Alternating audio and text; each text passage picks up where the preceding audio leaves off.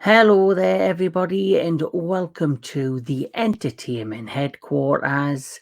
And it's time for not one but two reviews. Yes, I've got two reviews coming up on the channel. I was lucky enough to have some time off, and I decided to have a chill day and go see a couple of films that I had been meaning to see. One I was really looking forward to, and the other one, I had heard some decent things about it, and I thought, you know what, why not check it out if you're getting, having some time to chill. And so here I am. And so the film I'm talking about, the first of the two films I'm reviewing today, is the one that I had time to, chill and time to waste. So I went to see this one, and it is Bad Boys Ride or Die. So let's crack on with this quick review, and it's going to be a non-spoiler review for those that are interested. Non-spoiler review. So Bad Boys Ride or Die is a 2024 American buddy cop action comedy film. It was directed by Adil and Bilall. They are a duo that I believe were the ones behind the Batgirl film, which unfortunately is not going to see the light of day, which I think is absolute bullshit. Because at the end of the day, whether they thought Warner Brothers thought, it was rubbish or not, a lot of people put their hard time and work into that film. So some way, shape or form, I do believe it needs to be shown. They also, I believe, directed the film before this, which was Bad Boys for Life. So they've got connections to these characters and actors. Of course, the film starring Will Smith, Martin Lawrence, Vanessa Hudgens, Alexander Ludwig, Penola Nunez, Eric Dane, Lorne Grufford, Jacob Sapporo, Melanie Lidbird, Tasha Smith, Tiffany Haddish, and Joe Pantalino. And let's have a quick look at the plot synopsis. So the plot synopsis is: when their late police captain gets linked to drug cartels, wisecracking Miami cops Mike Lowrey and Marcus Burnett embark on a dangerous mission to clear his name. So this is the fourth installment of the Bad Boys franchise. And, I'm just going to go back to how, I grew up in the middle of the 80s into the early 90s. And, back in the 80s, there were many action films, many action solo films with big action stars. I had, an assembled cast. But then there were a couple of, buddy cop film series that stood out. The first one straight away is Lethal Weapon with Mel Gibson and Danny Glover. The second one is, of course, Beverly Hills Cop. I remember that had, it was Axel Foley, Eddie Murphy, but he also had, the duo, a bunch of other members of the police force with him in those films, and that's making a return. Of course, tomorrow is the launch on Netflix of Beverly Hills Cop Axel F, and I believe it's already in the works that we're getting another Lethal Weapon.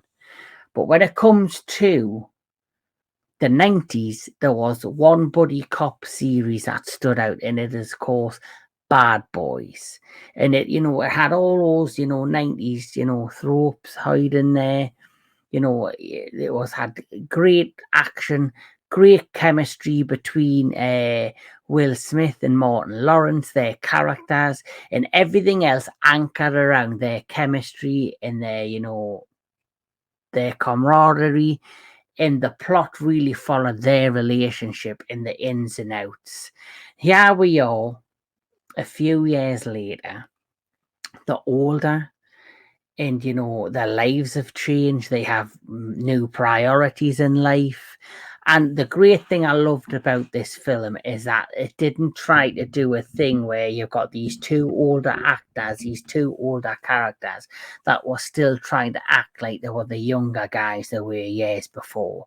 They've moved on in life, and their situations have changed and they've changed. And it's great to see that progression with the characters within the film. The plot, as I've stated, they're there to uncover this, conspiracy, where their late captain has, been wrongly, accused of being involved in the cartel. And it's their mission to clear his name, and they themselves end up, on the wrong side of the law and end up being chased themselves. And I love the plot, but it's also a predictable plot. It's also a plot that we've seen many times before in these types of movies. So it's nothing new, it's nothing fresh.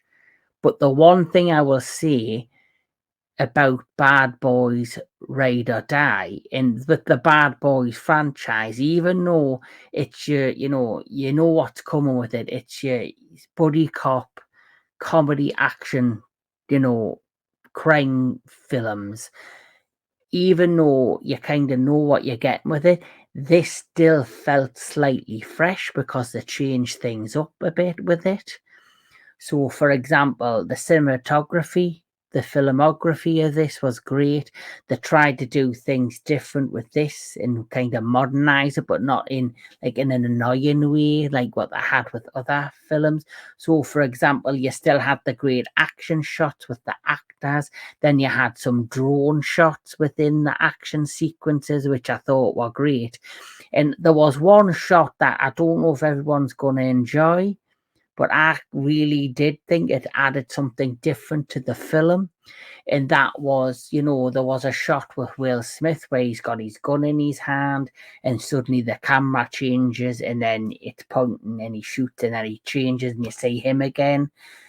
And I've actually seen a clip from a behind the scenes makings of the film where they had the camera and they had this swinging device where he had the gun, and the camera would swing and follow the gun round and then go back to Will Smith. And I thought that was amazing engineering. And like I say, it added something fresh to the film, and the action sequences, things that we haven't seen before in at least the Bad Boys franchise. We've seen it probably in other franchises, but when it came to this particular film, it added something fresh. You've got Vanessa Huggins back in this. She was in the last one. She had a bit of chemistry there with the male members of staff.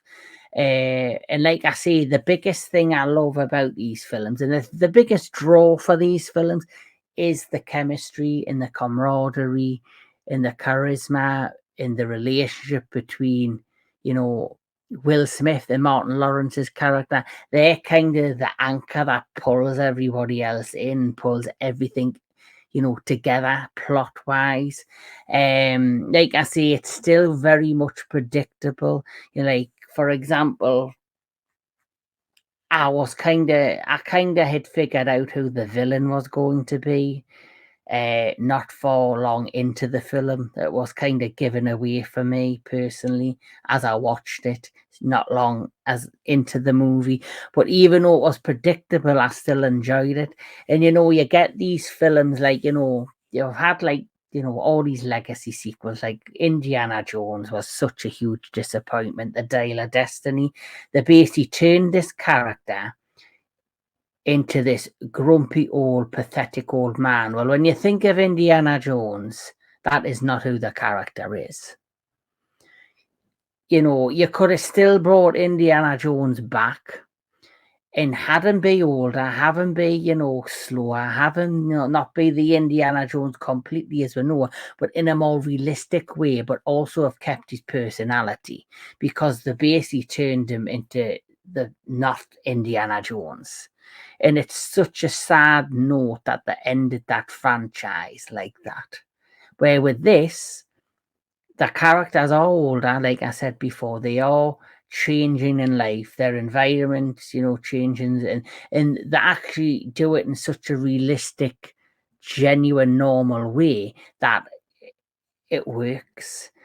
And Will Smith has had a hard time, ever since the Oscar experience, and they have kind of, he's taken a break from acting, and then I think the class in this is his comeback movie. And the great thing with Will Smith as an actor is he's playing a character that he's played before, and he knows it like the back of his hand, and he hams up the camera and he hams up the performance, and it feels so good, and it works, and he does a brilliant job playing,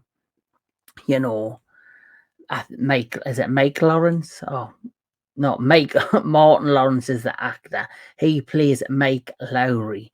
So he knows Mike Lowrey. He knows the situation, his situation, and he works fantastically within the plot with the character. And he's grown. The character of Marcus Burnett, played by Martin Lawrence, he's always kind of been, the goofball of the two of them, and he very much is the same as he was prior in all the films.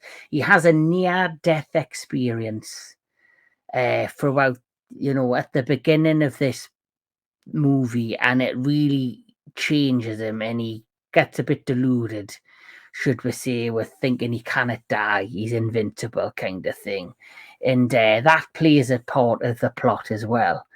I love how they had to they had to find clues, and they had to basically try and follow the breadcrumbs that would lead them to the answers to vindicate the old lieutenant that they have known for years. And it was great. I liked this plot. I liked the story of this film, and why, how it led them down these paths, and the action sequences, they are very much fun.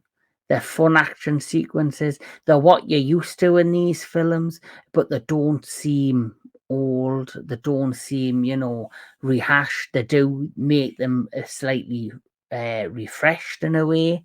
I never got bored. I never got bored throughout the plot of the movie. I never got bored of the movie. I didn't, roll my eyes. I think, well, I've seen this before. The plot is similar to films like this. I've seen films like the plot 1,000 times, and it is a predictable plot. But I didn't at all once while watching the movie feel, like, oh, I'm bored, or I'm not connecting to the characters, or I'm not interested in what's going on screen, because it simply is down to the performances of Martin Lawrence and Will Smith. Like I say, they were the anchors, and their performances dragged you in and made you follow them. And it did feel like, slightly refreshing. We've had a lot of action movies. Some have done well, some have, not done as well this year. But when it comes to this particular franchise, it is, a franchise that has been around, for a long time. But it's also a franchise that knows what it is, it knows its audience, and it knows how to grab you.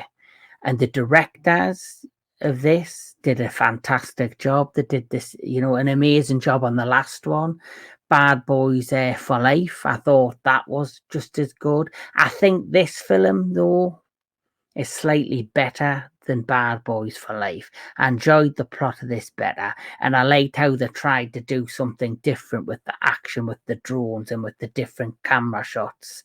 And they tried to make it slightly refreshing with modern takes on acting, because a lot of what we've seen lately with action film. They're trying to use different camera angles. You also have the shaky cam stuff. This didn't feel like that. This felt very much very clear, very, able to watch. It's very watchable. And I really enjoyed this film. And like I say, it's nothing new. It's nothing that we haven't seen before, but it doesn't feel, I guess, old or stale. It still has a freshness to it, and it still, is enjoyable. Thank you to Will Smith and Martin Lawrence. If I were to rate Bad Boys, Ride or Die, I'm gonna give this a 7 out of 10 because I did enjoy it. But like I say, it is predictable. You can figure out certain parts of the plot and what's gonna happen. There is returning characters. There are new characters. The villains in this are very much your stereotypical villains that we've seen, like I say, from previous films similar to this. As for Will Smith, I think, I don't like people saying this is his comeback movie. I'm not really going to talk much about the Oscars. What happened at the Oscars. I think, he did something stupid.